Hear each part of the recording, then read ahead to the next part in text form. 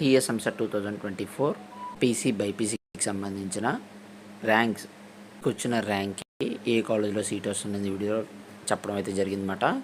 So ఎవరైతే చూడలేదో description link ఇస్తాను, వెంటనే క్లిక్ చేసి చూసేయండి అన్నమాట.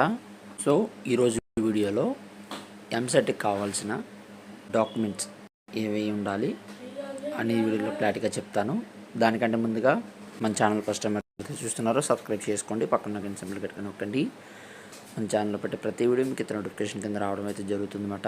ఈ వీడియో నచ్చినట్లయితే లైక్ చేయండి, షేర్ చేయండి, కామెంట్ చేయండి. వీడియోలకి అయితే వచ్చేద్దాం.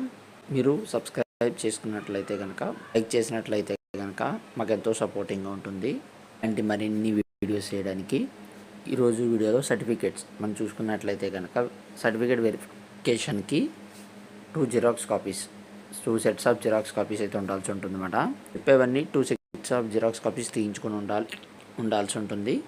ఫస్ట్ వచ్చండి టీఎస్ ఎంసెట్ 2024 ర్యాంక్ కార్డ్ ఏదైతే ఉందో మీరు డౌన్లోడ్ చేసుకుంటారో ఆల్రెడీ, అదైతే ప్రింట్ తీసుకుని మీరైతే ఉంచుకోవాల్సి ఉంటుంది.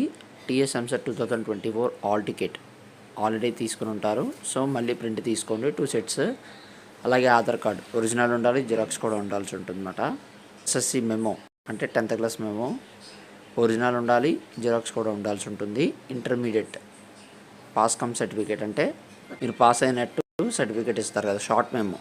మీకు ఏదైతే షార్ట్ మెమో ఆన్లైన్లో డౌన్లోడ్ చేసుకోమని చెప్పుకుంటారో ఆల్రెడీ, ఇంకా లాంగ్ మెమో వచ్చేటప్పటికి లాంగ్ మెమో అయితే టైం పడుతుంది కాబట్టి షార్ట్ మెమో అయితే ఇచ్చారు. షార్ట్ మెమో మీరు 2 సెట్స్ జిరాక్స్ తీసుకుని అయితే ఉంచుకోవాల్సి ఉంటుంది. 6th నుంచి ఇంటర్మీడియట్ వరకు స్టడీ సర్టిఫికేట్ అయితే ఖచ్చితంగా ఉండాలి.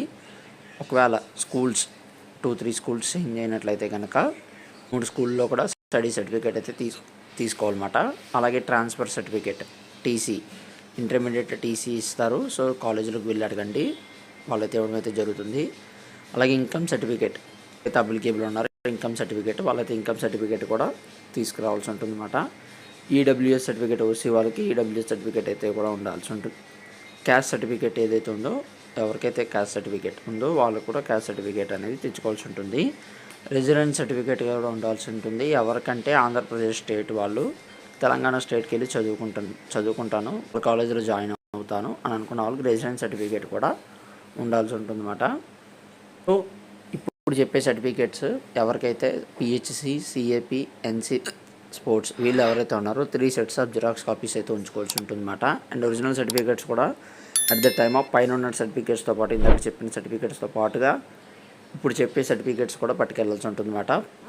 పిహెచ్సి అంటే visually handicapped, hearing impaired, handicapped and orthopedical handicap persons ఎవరైతే ఉన్నారో సర్టిఫికేట్ డిస్ట్రిక్ట్ మెడికల్ బోర్డ్ నుంచి ఇష్యూ అయితే ఉంటుంది. అండ్ అలాగే 40% ఎబిలిటీతో పాటు ఎలిజిబుల్ అయితే మాత్రమే ఇవ్వడం అయితే జరుగుతుంది. అలాగే క్యాప్ పర్సన్స్, ఎన్సీసీ అంటే నేషనల్ క్యాడెట్ కార్ప్స్, వాళ్ళ అథారిటీకి సంబంధించి ఏదైతే సర్టిఫికేట్ ఇస్తారో ఆ సర్టిఫికేట్ అయితే ఖచ్చితంగా ఉండాల్సి ఉంటుంది. స్పోర్ట్స్ అచీవ్మెంట్స్ కానీ ఏవైతే ఉన్నాయో రికగ్నైజ్డ్ బోర్డు నుంచి మనకైతే సర్టిఫికేట్స్ ఉండాల్సి ఉంటుందన్నమాట.